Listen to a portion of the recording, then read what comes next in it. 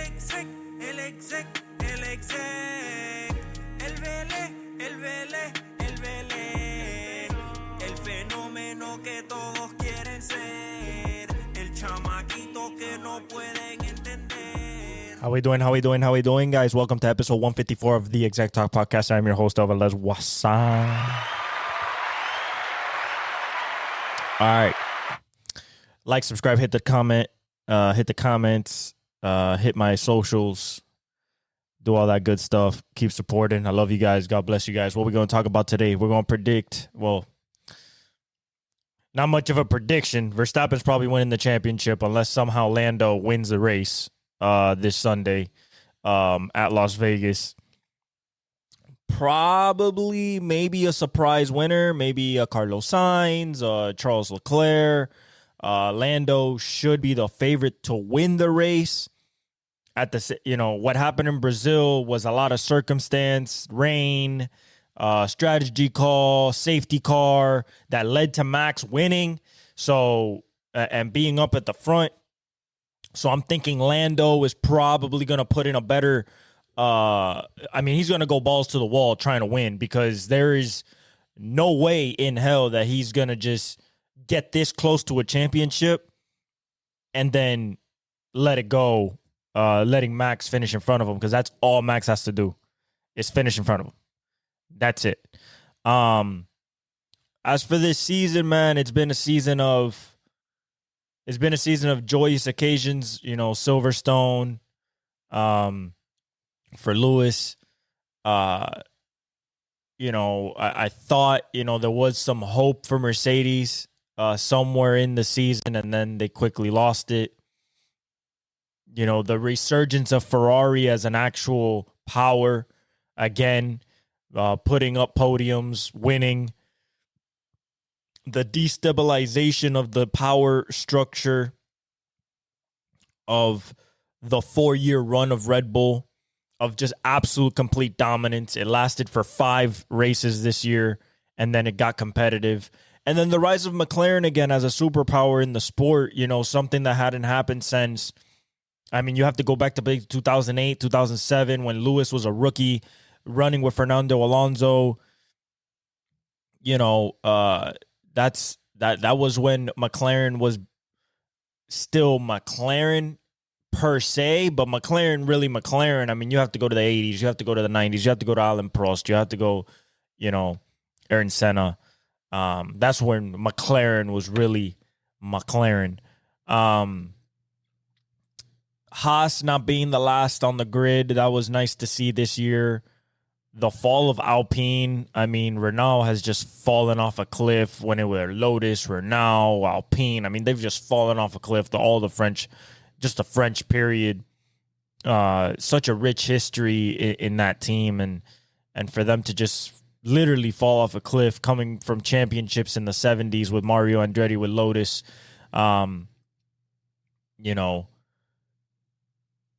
Also, Williams not being able to step up to the plate really concerns me, considering that, they don't manufacture like cars per se, like a Mercedes, like a Ferrari, like an Aston Martin.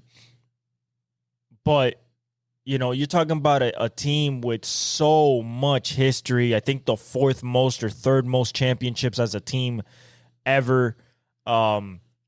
You go back to Nelson Piquet Sr. and, Jos Verstappen, Nico, Rosberg's father, not Nico, KK Rosberg, you go back to Damian Hill, Nigel Mansell, you go back to, the true, champions back in the day, and it was Williams. And it's been so far since that time, and they've been at the bottom for so long that I just hope that they get revived. Hopefully in the 2026,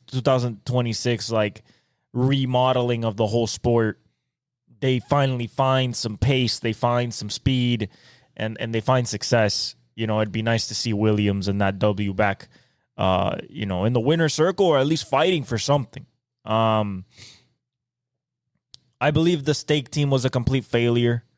Just an absolute, you bring in the only Chinese driver in the series and Guan Yu and can't give him a car. You take a multi-time race winner in Valtteri Bottas, one of the probably smartest racers out there, and drivers and fast drivers to be like the guy that literally ran second wing to Lewis for his last 4 championships at Mercedes, and you don't do anything with it, and now it's going to turn into Audi. And I hope with Audi's support and backbone and financial stability as a company that they get back, into the good graces of Formula One. Because Sauber used to be the team that had those drivers that wanted to prove themselves, and then they turned into Force India and BMW, and Juan Pablo Montoya was there, and they had some good runs, but it's been downhill for a long time. Another team that had disappointed absolutely is Alfa Romeo. That is the Sauber team. What am I saying? My bad. Aston Martin, another team that I would love for them to be good. Just for Fernando's sake, even though Fernando, I believe, is going to hang up the boots and the helmet very, very soon. He's over 400 Grand Prix. That's the most Grand Prix in the history of Formula One. 2-time champ, considered one of the greatest of all time. Probably one of the best pure drivers the sport has ever seen, ever since his rookie year. And he was the last guy to win a championship with Benetton, with the legendary team that brought Michael Schumacher in and so many other legends in. So it's disappointing that they can't find a way to make a car to give Fernando to compete, because I believe he could still compete as a driver. Ferrari, Mercedes, Red Bull, and McLaren is the top of the food chain. And I don't think that's changing anytime soon.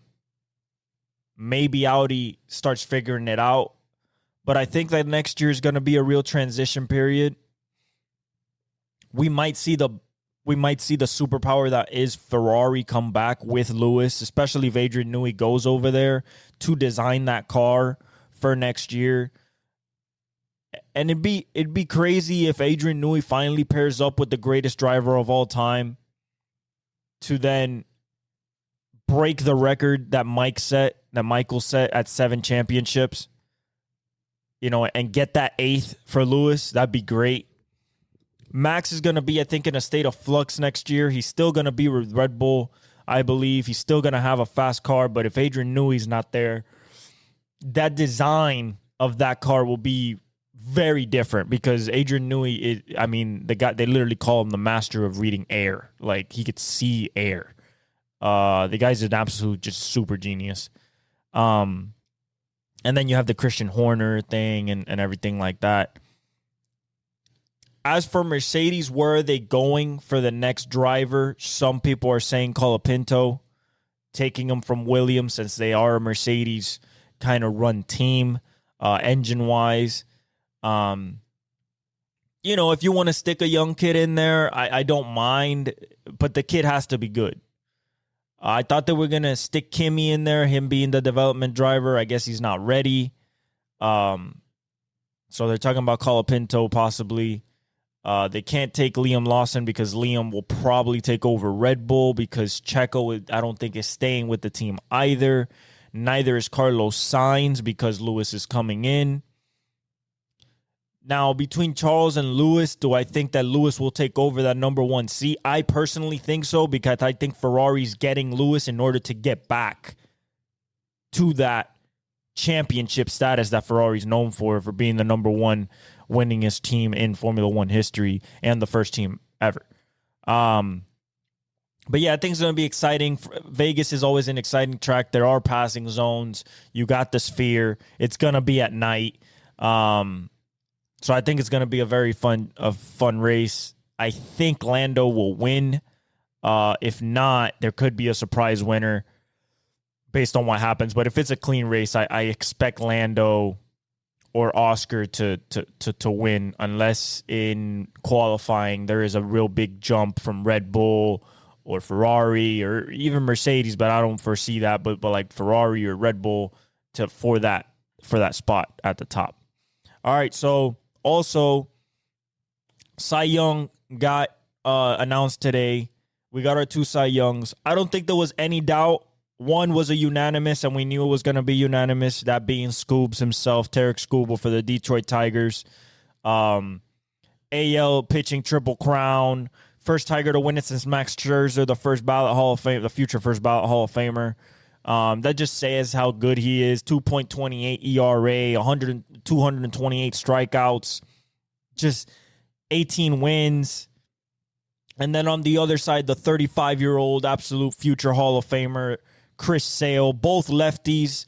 First time that happens since it's been a long time since 2 lefties has won the Cy Young. Let me see if I actually bookmarked it. I could have sworn I did. Both Cy Youngs by a left-hand pitcher in a year. 2024, Chris Sale, Tarik Skubal. 2022, the big unit, Randy Johnson, which I believe was his 4th Cy Young. And then Barry Zito. And then before that was Steve Carlton, another great pitcher. And then Sparky Lyle in 1977. Triple Crown winners. I mean, it's something rare. You don't see it. You see it more in the AL. Garrett Cole did it. Justin Verlander has done it. But in the NL, you don't see it as much. Chris Sale, 18 wins. Both of these guys, 18 wins, led the league. ERA, 2.38 for Sale, 2.39 for Skubal. Just absolutely filthy. 225 Ks for Chris Sale, most by a left-handed Braves pitcher in history. And Tarik Skubal, 228 strikeouts as a 28-year-old today when he receives the award. When he got awarded the award, he turned 28 today. Chris Sale, 35 years old, well-deserving.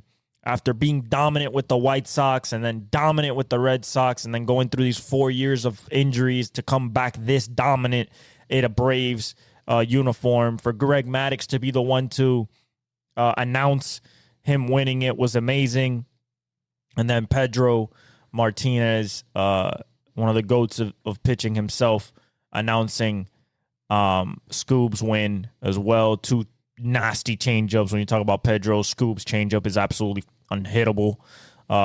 Paired up with the 99, top of the zone, just disgusting, fastball. I'm going to get at you.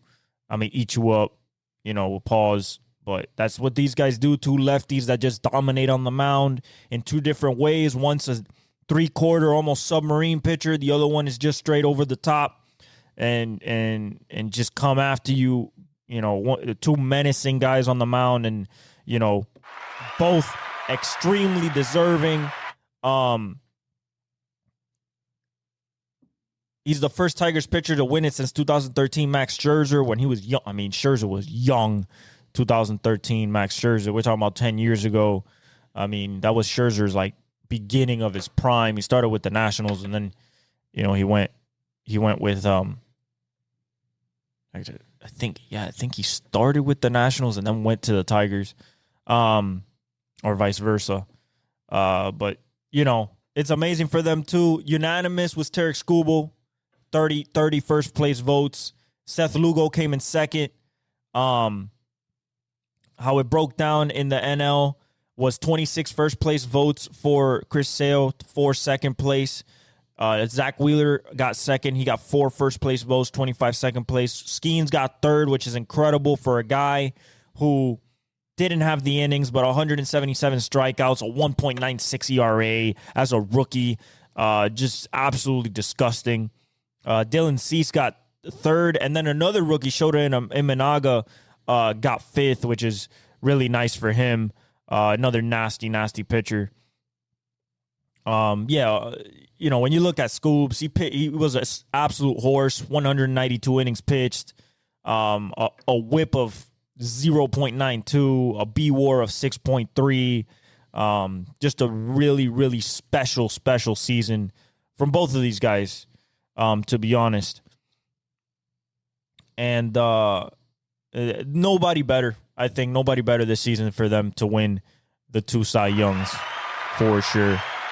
All right. So let's get to the NCAA. Actually, a couple of things about basketball. So the Cleveland Cavaliers are no longer undefeated. They lose to Boston. Basically, so this is the thing about Boston. They made 14 threes in the first half, get a 21-point lead in the second half, and then what happens? Start bricking threes. You start bricking threes. Stop taking them. I mean, I love it when you guys lose and when you guys look bad, to be honest, because I hate the way you guys play. It's an extreme version of what Golden State was. Golden State, even in their heyday, still got 2s. KD got 2s. Steph got 2s. Clay got 2s. Sean Livingston got a most Spates. And we're talking back 2015 championship, like 2016 season. Like, they weren't just chucking threes. This wasn't the Houston Rockets. This wasn't the Suns. Like, they weren't just chucking threes. You guys are chucking threes, over 50 a game. And yeah, you hit over 20 and you're 5-0. But like, you have a 21-point lead in the second half. You're supposed to cut the head off of these dudes at your own house. And they bring it back to within 3 to almost win, to almost tie you up. They didn't tie. They were within 2. And then, Jaylen Brown hit something or Jason Tatum hit something. But like, that's not sustainable. It happened last year because it was a weak East. You faced a depleted Miami Heat, a depleted not New York Knicks, a depleted Bucks, and then the depleted Pacers, like a depleted Cleveland. So I don't think that's gonna work. I don't think you chucking 53s a game is going to work. Now, if you play the defense how you're supposed to play, okay. But relying on 53s a game to hit 20 of them, I at some point, the math is not going to work because it's not efficient basketball. To be betting on that every single day. You did it last year. I don't think the East is going to be that weak this year, even though, well, unfortunately, is what we're seeing so far is kind of what we're seeing. Okay, so Chris Middleton has been cleared to play, but he's still getting ready after 2 ankle surgeries. If I'm being honest, Chris Middleton is the key for Milwaukee to turn shit around. And the reason I say that is because if he is healthy, there are 3 weapons that you have to account for that can put the ball on the floor and give you a bucket. You got Dame that can hit you from long range, Chris that can hit you from the mid, and then Giannis can hit you at the basket. Those 3 levels, Giannis is leading the league in scoring right now. Those 3 levels is tough to cover. Now, defensively, Chris is a little old. Damian's getting up there in age, and Giannis is a monster. And you have Brook Lopez. But that's your starting lineup. Your starting lineup is Damian Lillard, Damian Lillard, Chris Middleton, Giannis Antetokounmpo, Brook Lopez, and maybe Bobby Portis, Pat Connaughton, whoever you want. Andre Jackson Jr., Ajax, as your perimeter point of attack defender. So, I think that once Chris comes back, we have to see what Milwaukee does. If it doesn't work with Chris back, you got to look for a trade or something. You got to look for a Zach LaVine. You got to look for maybe a defender in the trade deadline. You got to look for something. Because if this doesn't work, Giannis is out of the. Doc is out of there. This shit's going to get blown up. And I don't want that for Dame or Giannis. So, he's been cleared, but he just has to recover. Another thing I want to talk about, Dalton Knecht. Listen, I said when he got picked at number 17, I saw this kid at Tennessee. He is a straight bucket. This is not just a shooter. This is a bucket. Saw it yesterday, dropped 37 in the NBA Cup game. 9 threes, 9 for 12 from 3. Doing stuff that only Kobe did. And you let this guy fall to 17th. To the Lakers. Jared McCain to the Sixers at 16th because of their age. Especially Dalton Knecht because he's 23. He's 23 and polished. Look at him at Tennessee. Hooper, bucket. You didn't think if you gave him to J.J. Redick, he was not going to figure him out? Come on, man. Now, the Lakers, excuse me, I might sneeze here. Whew. Came out of nowhere. Now, you think, and I got to laugh about that, bro, because him falling to 17th is the same thing as Pat Mahomes falling to 10. Is the same thing as letting Jalen Carter fall to 10. Bo Nix fall to 13th. Like, you don't let Justin Jefferson drop into 22nd, Lamar drop into 32nd. Like, that's what you're doing. This kid could be a legit star. 37, 9 and 12 from 3, and he could get to the bucket, and he could defend. He's like 6'8", 6'9", wingspan, hooper. Made a mistake, NBA. Should have taken him with the first 5 picks. I promise you, we would have done better than what Reed Shepard's doing right now, even though I think he'll figure it out. But Alex Sarr, Reed Shepard, Reed Shea, like, this guy was a made man. Nah, he's too old, so we'll let him get to 17th. Bad decision. All right. Let's get to the NCAA. We have the biggest test for Ohio State. And on the other side, the biggest test for Indiana. In my opinion, this game is for Big Ten supremacy. Okay? Indiana being undefeated. Ohio State 1 loss to Oregon. This game right here is for a spot in the Big Ten championship versus Oregon. Okay? Now, if we go through what's we got this week, we got UNLV versus San Jose State. We got UNLV, a 7.5-point favorite. And then at 12, this game is at 12, not at 7:30, not at 30:30. Nah, Indiana 10-0, Ohio State at the shoe 9-1, 12 o'clock on Fox Saturday.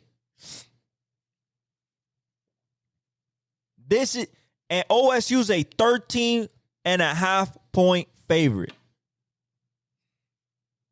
And if I'm being honest, I think it's going to be closer than that. I think this Indiana team's for real. We're going to see it that first quarter. That first quarter, the level of physicality from Ohio State's offensive line, and Ohio State just lost their center. Torn Achilles. That's going to affect them. The offensive line push from Ohio State to Indiana and the D-line push from Ohio State to Indiana's O-line is what we're going to see. I think Rourke, if he gets time, he's going to pick them apart. Sig is going to have these boys ready to play. OSU might be walking into a trap game. Indiana's number 5 in the country. Now, you might say, oh, strength of schedule or anything. This is Ohio State at the shoe a week before the Michigan game, which should be a cakewalk. Come with that shin strap strapped on. Real tight. Because I think this is going to be a battle. I don't think this is going to be a blowout. Wake Forest, Miami. Miami's still in the top 4 hunt. Right now, they're projected to be in the top 4. They got to beat Wake Forest. I think they do. They're 24-point favorites. D'Anthony Melton is going to go under season-ending ACL surgery. He sprained it. I guess that the tear was too much. Needs surgery. Ole Miss at the Swamp. Ole Miss needs to win to stay in the convo to get into the top 12. They're 10.5-point favorites. SMU, Virginia. Virginia has to win to stay in the convo. They're 9.5-point favorites. I think Ole Miss has more firepower than LSU. Their pace is crazy. The way that they run plays and the speed that they do. So I think Florida's going to have a little bit of trouble with Ole Miss. I think SMU takes care of Virginia. Illinois faces Rutgers. I think Illinois. They're only a point favorite. Holy shit. Georgia faces UMass. That should be a disgusting destruction. 42-point favorite is UGA. Tennessee versus UTEP. 41.5-point favorite. Texas, Kentucky.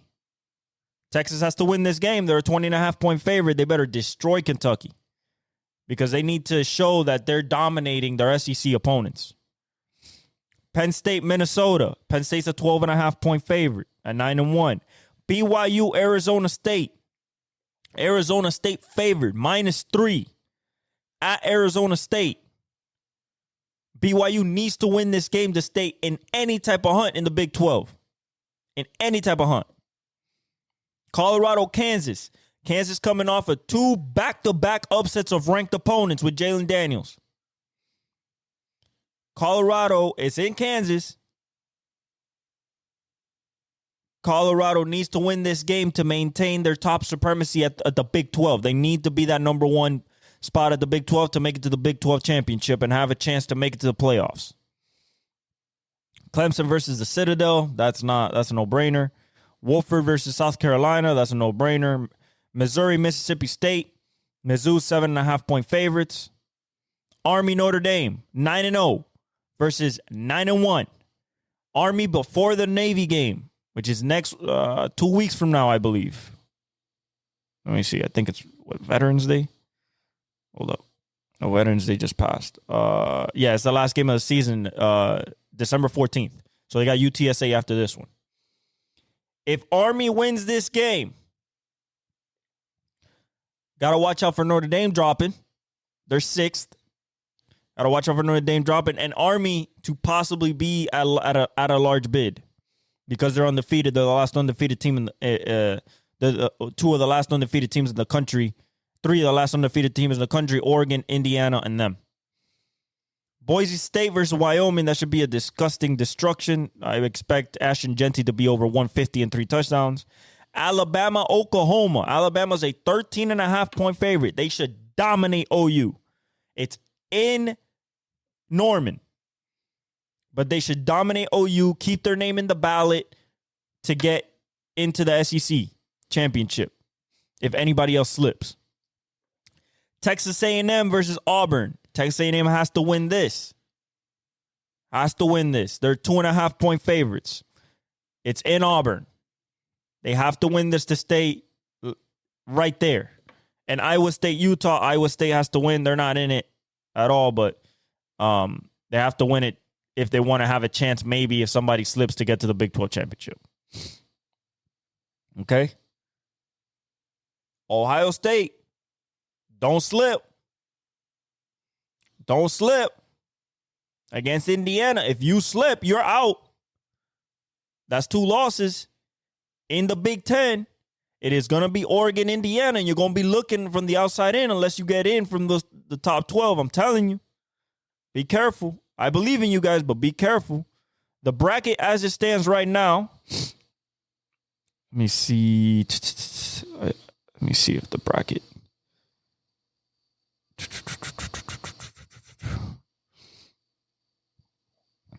The bracket.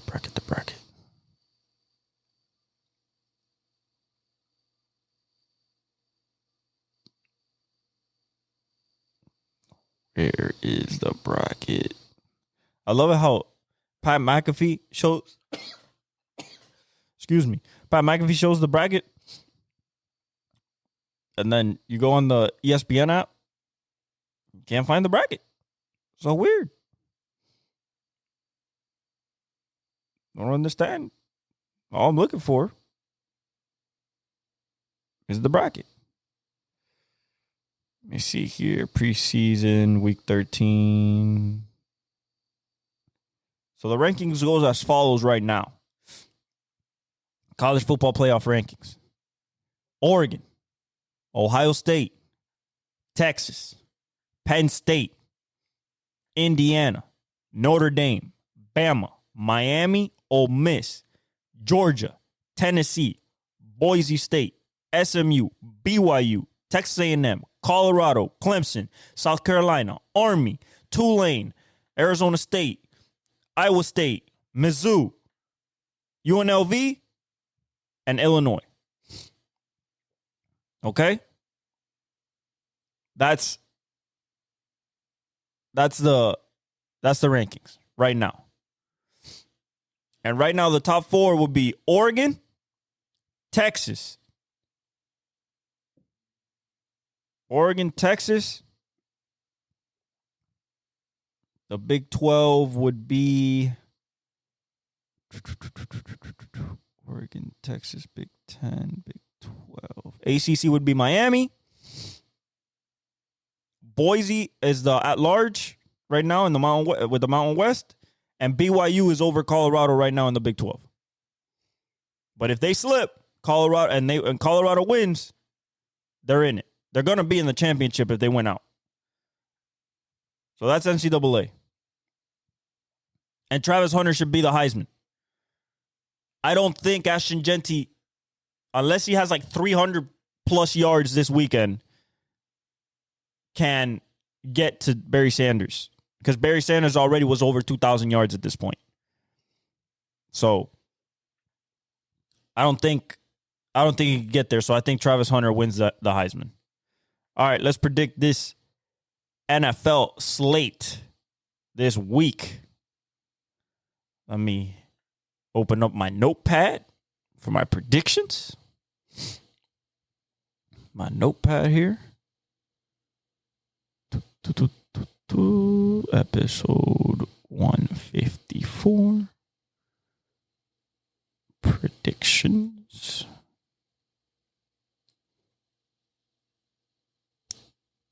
All right. Week 12. Okay. Starting off tomorrow, Steelers, Browns. Listen. 2 great defenses. Steelers are going to win this. It's in Cleveland. Steelers win this. You guys know this. You guys always beat you guys always beat Browns. But if you guys have a stinker, the questions are going to be out there. I think Jameis Winston is coming out throwing. He's going to throw to Jerry Jeudy. He's going to throw to Njoku. You guys better be solid up front because Nick Chubb ain't, I think he's coming with a vengeance because guess who injured him? Pittsburgh. So that was last year. So I'm picking you Steelers, but you better show up. If you come with that Mickey Mouse offense of just throwing deep balls, Desert Ward ain't going to have that. Greg Newsome ain't going to have that. You still got Myles Garrett coming off the edge, and that offensive line is suspect. I don't want to hear it from nobody. That shit is suspect. You got some holes on that line, and Myles will take account that there's some holes on that line. But I think that your defense can overcome that, and your offense does just enough. I don't think you're running the ball tomorrow. Don't even think about running the ball. I think you're better off trying to get Pratt Freiermuth the ball, Calvin Austin the ball, George Pickens maybe a couple deep passes, but you're not running the ball. And you better hope that Russell Wilson don't hold the ball back there. Myles is coming. So, but I'm picking you guys because you guys are the better team. You guys are 3.5-point favorites. Buccaneers, Giants, I'm going with the Bucs. Even with Tommy DeVito, yes, Daniel Jones got sat down. He's not even the backup. Drew Lock is. But even in New York, I think the Bucs have a better team. Defense and offense, even without Chris Godwin, even without Mike Evans, I think they have a better team. And they're actually fighting for something. They're fighting for the NFC South, especially because Atlanta's slipping. They're second in the NFC South. So they can still see they're going to come out and still play for the playoffs. You guys, the Giants, are done. You guys are a laughingstock. And I don't think Tommy Cutlets is going to do anything for you guys. Now, Kayvon Thibodeau, you're getting back. So now you're going to have Brian Burns, Kayvon Thibodeau, and Dexter Lawrence in the middle. That might do something for you. But I don't think it's going to do enough. I think that the Buccaneers are still the better team, better coached. So I'm going to go with the Bucs. Okay? On the road. Next. Chiefs-Panthers. Absolute massacre. Absolute massacre. It's in Carolina. We're going Chiefs. They're going to come back after the tough loss to Buffalo. Come back reinvigorated, refocused. Possibly was a good thing for them to lose. Get them recalibrated on the task at hand. D-Hop probably has a good game. Travis probably has a good game. Maybe Xavier Worthy keeps being bit. And Isaiah Pacheco might be coming back. And I say might more in the probable sense that he's going to be on the field. He practiced today. If he practices tomorrow and he practices Friday, he's definitely starting on Sunday. I don't know about a pitch count. I don't think Andy will have him on a pitch count if he practices all week with no issues. But, we shall see. But I'm going with the Chiefs. Cowboys, Commanders. I'm going Commanders at home. Listen, Jaden Daniels still wants to try to win the division. This Cowboys offense is atrocious. This Commanders defense, I think, can play with them. Yes, you have Michael Parsons coming off the edge and everything, but Commanders are going to run the shit out of the ball with Brian Robinson Jr. I think Jaden Daniels gets back on track this week, possibly healthy after the bye week. So I'm going to go Commanders. Patriots, Dolphins, I'm going with the Dolphins. They can still smell a playoff spot. We're getting better on offense. Jonnu Smith has become a big part of the offense. I don't think we're going to be able to run the ball, so we're going to have to pass the ball here. Tyreek Hill, Jalen Waddle. I need you guys to start showing up for Tua. If not, it's going to be the Davon Achane dump off and Jonnu Smith show. But I think we beat the Patriots. Titans, Texans. I got the Texans at home. Coming off the win against on Monday night. I think they reinvigorated. Watch a big game from Nico Collins. Big game from CJ Stroud. And just keeping momentum and putting a cap on that NFC South. That AFC South, excuse me. Lions, Colts, Lions. It's in Indy, but I got the Lions. This team is absolutely unstoppable right now. The running game is absolutely unstoppable. I think that the Colts have something for them running game-wise, but I think this defense is playing great for the Lions, and you got too many weapons for the Lions. You got Amon-Ra, J-Mo, Jameer, which is the fifth leading rusher in the league right now. You still got Laporta. You got Brock Wright. Tim Patrick. You just too much. Too much weaponry. Craig Reynolds, too much weaponry. Khalif Raymond, not Craig Reynolds. Khalif Raymond. Just too many weapons. David Montgomery and this offensive line just absolutely destroys people. You got Sadarius Smith. He might be hurt, though. But I think the Lions' defense can do enough. AR might show some flashes, but I think the Lions got this. Vikings, Bears, I'm going with the Vikings. They know that they have to keep up in the NFC North. They have to keep up with the Lions. I'm going to go with Vikings. They're at Chicago, but I'm going to go with the Vikings. I think that this Flores defense starting to get back into their groove, and I think this offense is also starting to get back into their groove. I can see JJ having a good day. Justin Jefferson. I'm going to go Vikings. Broncos, Raiders, I'm going Broncos.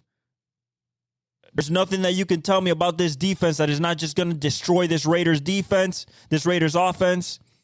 I don't see any possibility of this Raiders offense even having success moving the ball against this team. You got PS2, you got Riley Moss out there, Nick Benito's playing his ass off.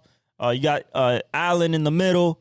I think the Raiders just cooked. And Bo Nix is going to play a great game, possibly another 300-plus, three-touchdown game from Bo Nix. 49ers, Packers, big game in the NFC. Big game in the NFC. It's in Lambeau. Okay? Green Bay are 2-point favorites. However, I think that the 49ers are coming with too much urgency. George Kittle will be back. That means the whole offense is back except Brandon Ayuk.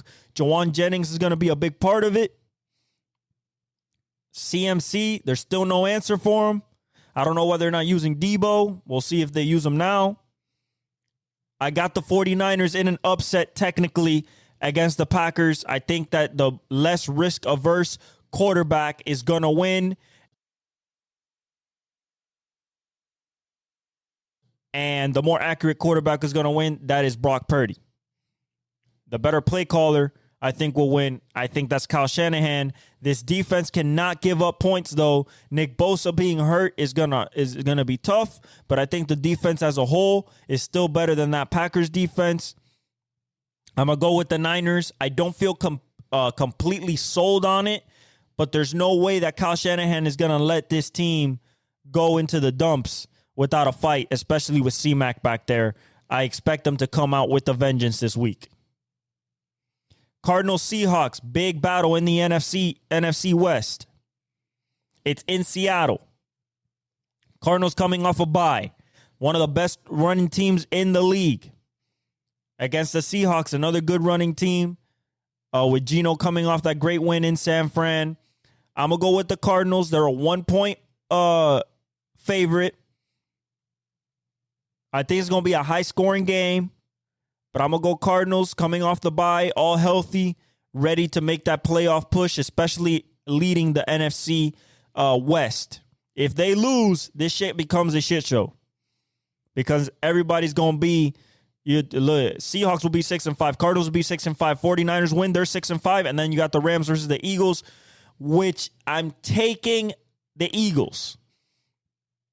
Although I like the Rams, I love Kyron Williams, I love Puka Nacua, and I love Cooper Kupp, and I love Stafford. They are facing a team, especially defensively, that they cannot deal with. Quinyon Mitchell, Cooper DeJean, you have CJ GJ, Reed Blankenship, plus Jalen Carter, Jordan Davis, Brandon Graham, Nolan Smith Jr. on the defensive side. Not to mention on the offensive side, you still got to deal with A.J. Brown, you got to deal with Devontae Smith, and you got to deal with Saquon. Okay? So I'm taking the Eagles on the road to go to 9-2 and be right on the heels of the Lions for that number 1 seed. Okay? So I'm going to go Eagles against the Rams. The Rams can possibly win this game if the Eagles come flat, but I don't think they're gonna. I don't think Saquon's gonna. So I'm going to go Eagles. That was the Sunday night game. The Monday night game, Ravens-Chargers, another big game for AFC supremacy, especially if the Steelers win. If the Ravens lose this game, they are possibly looking at, I don't know about being out of the wild card, but being close, because then you have Broncos that are going to win this week. You have the Chiefs, that are still going to be up there. You're talking about receding. It's going to be tough. So I got the Ravens on Monday night at SoFi. You got Herbert. You got 7-4 Ravens, 7-3 Chargers. It's going to be a defensive battle. Two of the best defenses in the league. Actually, no. Ravens are not that good of a defense, but the Chargers are. But they have the players on the defense. Derrick Henry, Lamar, Zay Flowers, hopefully Deontay Johnson. They get them involved. Rashad Bateman versus Herbert, McConkey, Quentin Johnston, J.K. Dobbins, and that offensive line with Joe Alt and Rashawn Slater. I got the Ravens, though. I think they're going to come back with a vengeance. They usually don't fold against people that are not the Chiefs or the Steelers. So I got the Ravens. Those are my picks for this week. As for MVP, it's down to 3 people. This can change. But after this past week, Josh Allen takes over as the leader in my MVP boat. I said it after the game. I said it to myself after the game. They're going to talk about him like the MVP because Lamar did not show up against the Steelers. Had a bad showing. Okay?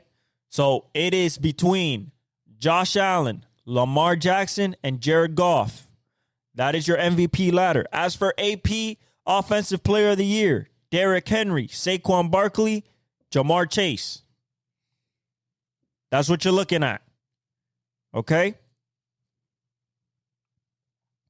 That's what we're looking at. Defensive Player of the Year, TJ Watt, Trey Hendrickson. And if you're going off of interceptions, you got to throw in Kirby Joseph in there. He has 7 interceptions. That's what I'm thinking right now, defensively. You could throw PS2 on there, Patrick Surtain. I don't mind. So that's for the NFL this week. NBA. We talked about it a little bit at the beginning, but let's talk about little standings, everything like that, okay? Today we have Pelicans Cavaliers, which the Cavaliers are winning by 53-45 right now in the second. Bucks Bulls 53-41. Bucks are winning in the second. Then you have Pacers Rockets in the first, 12-9. Rockets are winning. 76ers are losing against the Grizzlies 12-11 in the first. Trailblazers Thunder are losing 13-11 in the first. You have Knicks Suns at 10. Hawks Warriors at 10. And Magic Clippers at 10. Okay? If we go to the standings, something very interesting. The Magic have figured it out without Paolo so far. Okay? Cleveland's 15-1. Boston's 12-3. You got Orlando at 9-6. The Knicks have kind of figured it out. Just need Jalen Brunson to get back to that superstar level of last year, although Cat does take away some touches. They're at 8-6. Atlanta's at 7-8, which is interesting that they're 5th seed, especially with a lot of young people. I mean, you're talking about Zachary Ricochet, Jalen Johnson, just a lot of below 5 years of experienced players. Miami 6-7. We got Jimmy back. He scored 30 yesterday. Hopefully he keeps that up. Detroit is 7-9. Cade is figuring it out. Jaden's figuring it out. Now that Jalen Duren is back and Asar Thompson is soon to be back, they should be a force. I don't know about those top like super playing teams, but maybe 9-10 at the end of the year. Indiana 6-8. I expect them to be better. Mathurin and Halliburton, Miles Turner. Brooklyn 6-9. They'll eventually start tanking for probably Cooper Flag.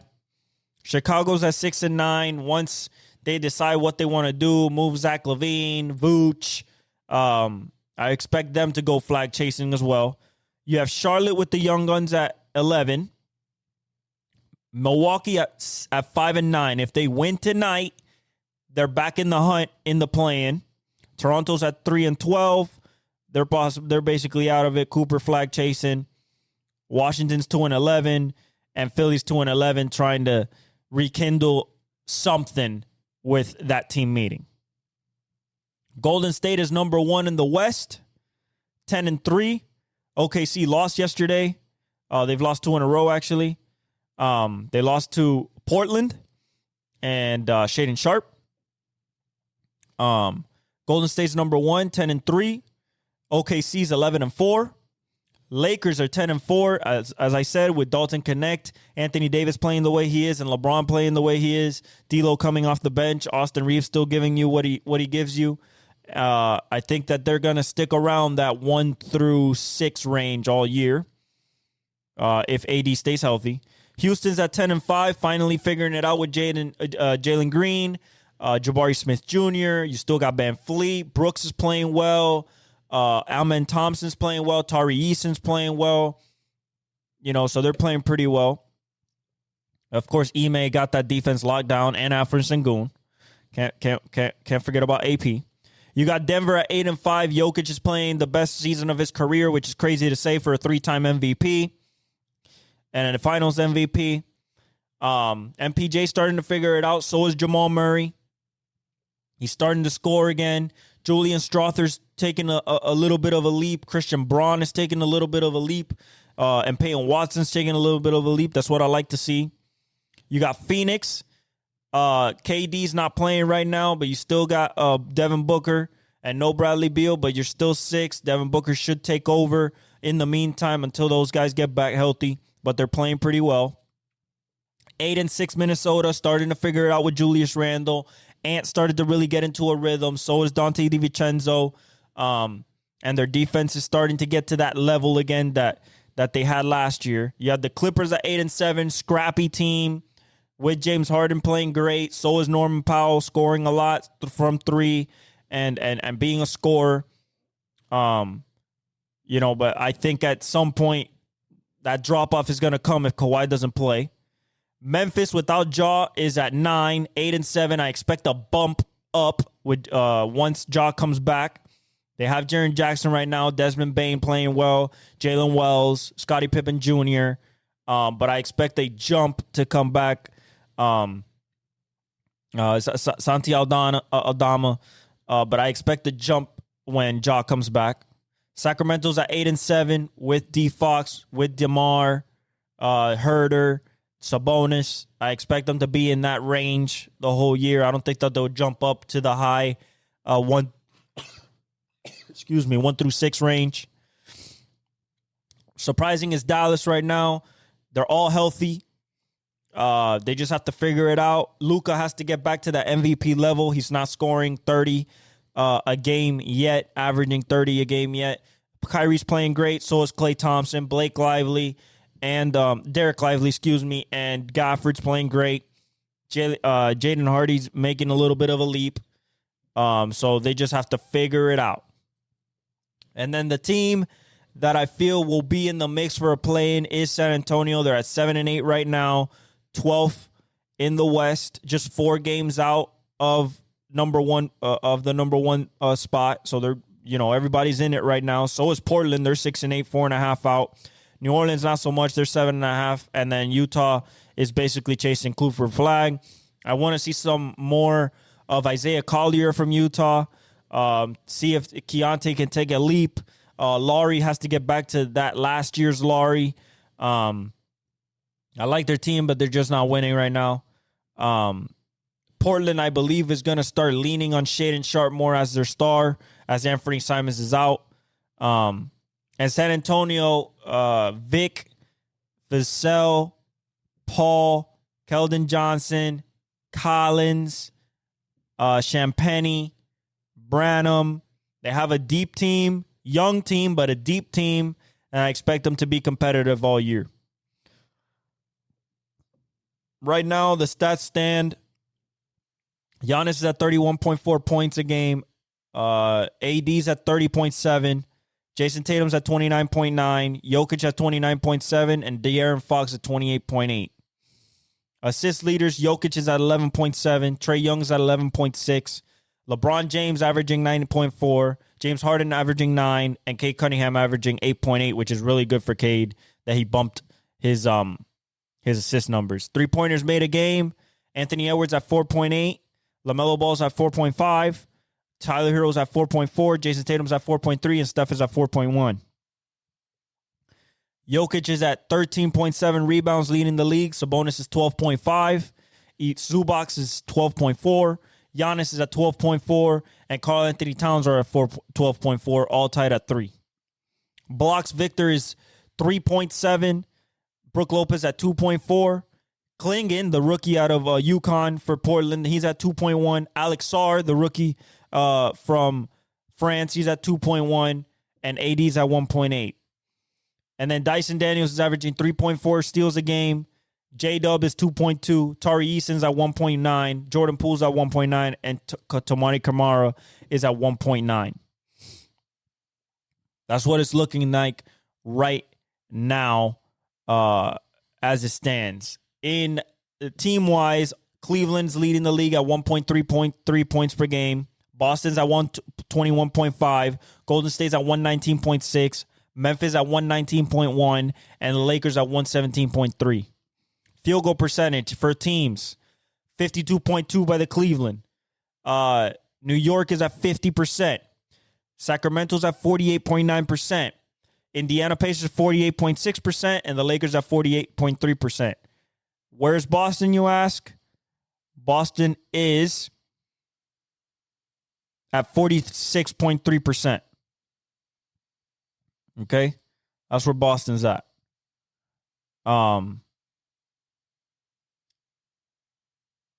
And then the rest of the team stats is as follows. You got points differential plus 11.3 by the Cavs, plus 10.6 by Oklahoma City, plus 9.7 by Boston, plus 9.5 by Golden State, and plus 7.8 by Houston Rockets. Defensive leaders, Orlando Magic, 1.2 points allowed per game. Then you go Oklahoma City at 1.3.9. Rockets at 105.7, Clippers at 109.1, and Dallas Mavericks at 109.1. Rebounding leaders, 50.9 rebounds, Houston Rockets. Golden State at 48.7. Memphis at 48.1. Detroit at 47.5. Denver Nuggets 46.2. Blocks per game for a team. Memphis 7.5 a game. Oklahoma City 6.9 a game. San Antonio 6.5 a game. Orlando 6.4. And Portland 6.3. Those are your team stats right now as they stand. And that is episode 154 of the Exec Talk Podcast. I am your host, El Velez. I love you. Like, subscribe, hit the comments, hit the notification bell. Follow me on all my socials. God bless you guys. And thank you for all the support. I leave you all with the outro. El Exec, el Exec, el Exec. El Vele, el Vele, el Vele. El fenómeno que todos quieren ser. El chamaquito que no puede